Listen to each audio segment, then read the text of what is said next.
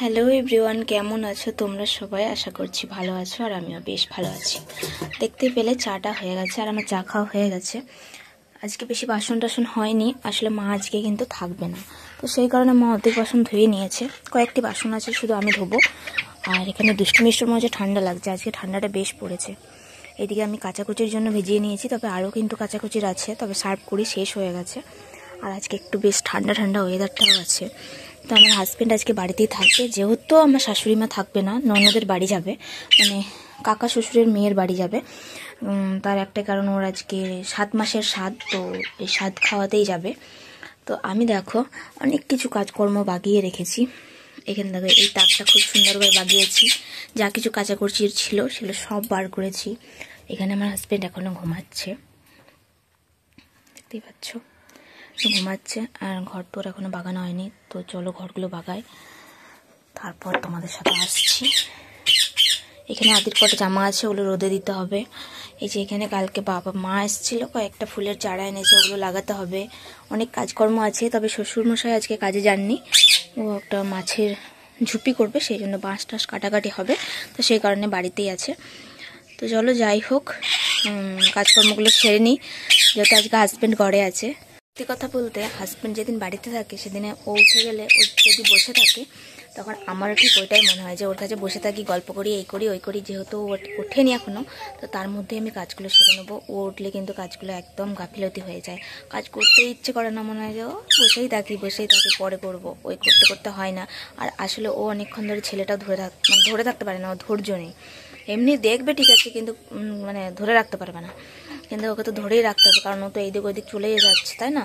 তো সেই কারণে শ্বশুরমশাইও থাকবে না, মাছ কাটতে চলে যাবে, শাশুড়িও চলে যাবে, তো আজ এক হাতে সব কিছু করতে হবে। মা উঠে পড়ে শুধু উনানটা মানে ছাইগুলো কেটে দিয়েছে, আর গোয়ালটা কাটতে গেছে, তো গোয়ালটা কেটে দিয়ে চলে আসুক, তারপর তো মাকে রেডি হতে হবে, চান করতে হবে।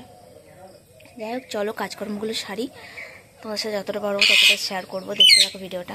এদিকে আমার ছোট্ট মেয়েটার সাথে তোমাদের আলাপ করিয়ে দিই। এই যে আমার ছোট্ট আদি এখন একটা ছোট্ট বাচ্চা মেয়ে হয়ে গেছে। দেখো কেন বললাম, কারণ মায়ের যত চুড়ি ছিল তখন কিন্তু ও সব নিয়ে বসেছে, আর সেগুলোই পড়তে শুরু করেছে। আসলে মা তো চলেই গেছিলো, তারপর ও কান্নাকাটি করছিল, তো সেই কারণে ওই চুড়িগুলো নিয়ে পড়ে বসে আছে। আমি বলছি, তুই কি মেয়ে? বলছে হুম।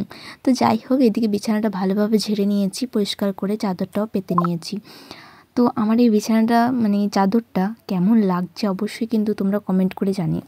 এদিকে মাদুরটা বার করে নিয়েছি, এটাও কাচবো আজকে। তো যাই হোক, এখন বাজছে বেলা 12টা নয় 12:30। তখন আমরা দুজন মিলে মুড়ি খাচ্ছি।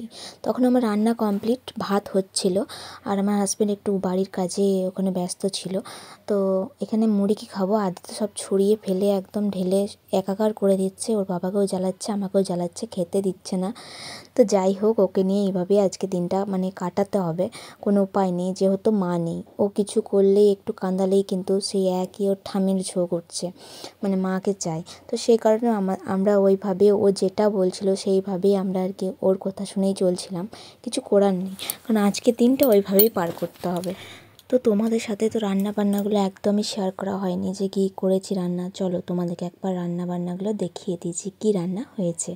এই যে এখানে ভাত হয়েছে, আর হয়েছে এই যে মাংসের ঝোল, তোমাদের দাদাভাই চিকেন এনেছিল আর কি, তো সেটাই রান্না করেছি, আর বাঁধাকপির তরকারি। মানে শুধু মাংসটা করলেই হয়ে যেত, কিন্তু যেহেতু শ্বশুরমশাই বাড়িতে আছেন, তো বাঁধাকপিটাও করলাম, কারণ আমরা দুজন থাকলে মাংস দিয়েই খেয়ে নিতাম। আসলে শ্বশুরমশাই আছে, আর না করলে হয় কি বলুন, তো ওই জন্যই আর কি বাঁধাকপিটাও এক্সট্রা করেছি।